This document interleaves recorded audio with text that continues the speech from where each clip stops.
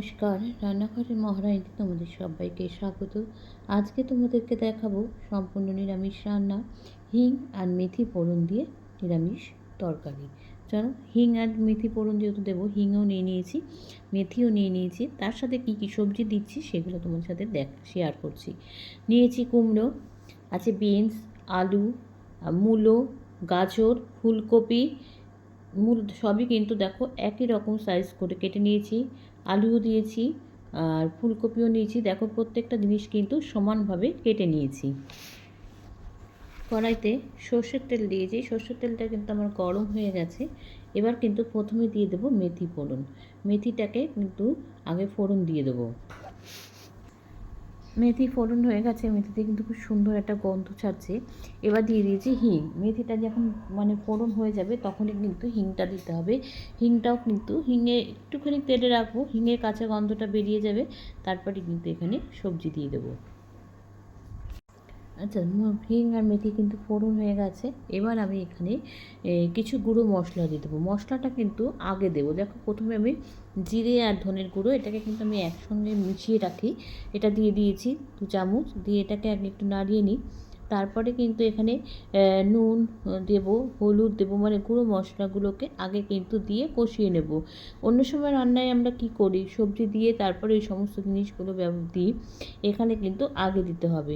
দিয়ে দিয়েছি নুন, দিয়ে দিলাম দেখো হলুদ গুঁড়ো, দিয়ে এবার এটাকে ভালো করে মিশিয়ে নেব। তবে এখানে মশলা কিন্তু যদি আগে দেওয়া হয় তাহলে কিন্তু যখন কষানো হবে তখন একটু জল দিয়ে কষালে কিন্তু ভালো হয়।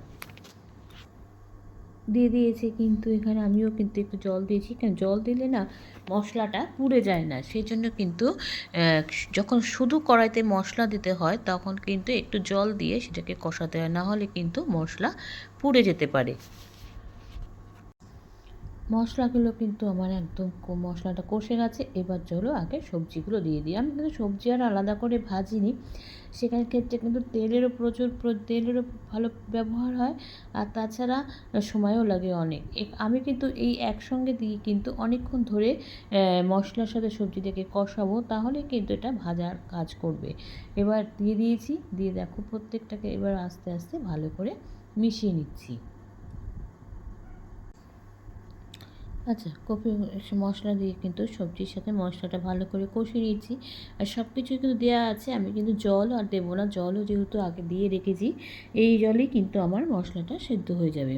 এবার এখানে চলো কিছু জিনিস দেব, তার মধ্যে প্রথমে দিয়ে দিচ্ছি এখানে একটা কাঁচা লঙ্কা। কাঁচা লঙ্কাটা কিন্তু আমি এখানে ছোটো ছোটো করে কুচিয়ে দিয়েছি, আমার কাঁচা লঙ্কাটা করে ঝাল না, সেই জন্য কিন্তু আমি কুচিয়ে দিয়েছি।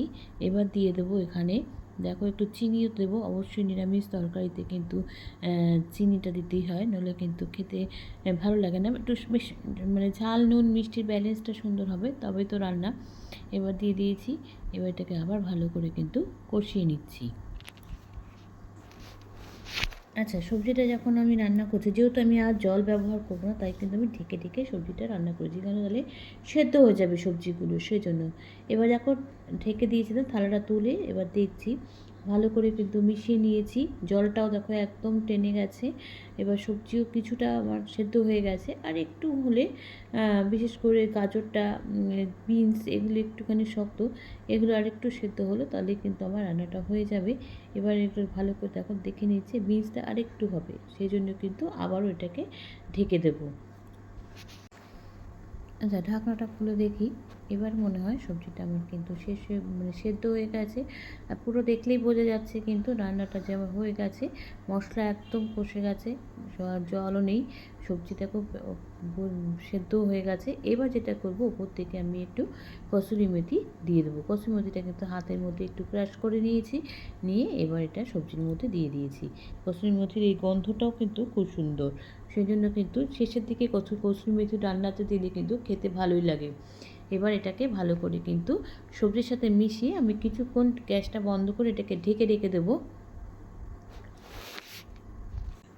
হয়ে গেছে কিন্তু আমার একদম নিরামিষ সবজি, হিং আর মেথি ফোড়ন দিয়ে। তবে এখন তো শীতকাল, নানা রকম সবজি বাজারে আসবে, তাই দিয়ে কিন্তু অনেক রকম সবজি দিয়ে এরকম সবজি রাইতে রান্না করে খেতে পারো। আমাকে কিন্তু জানিও লাইক কমেন্টস আর শেয়ারের মাধ্যমে। তোমরা যারা আমার চ্যানেলটাকে সাবস্ক্রাইব করে আমার সঙ্গে রয়েছো, তাদের জন্য রয়েছে অসংখ্য অসংখ্য ধন্যবাদ। আর যারা করোনি তারা প্লিজ চ্যানেলটাকে সাবস্ক্রাইব করে আমার সঙ্গে থেকো। তোমরা সবাই সুস্থ থেকো, সাবধানে থেকো, ভালো থেকো। চলি, টাটা। দেখা হচ্ছে পরবর্তী নতুন কোনো রেসিপিতে তোমাদের সঙ্গে।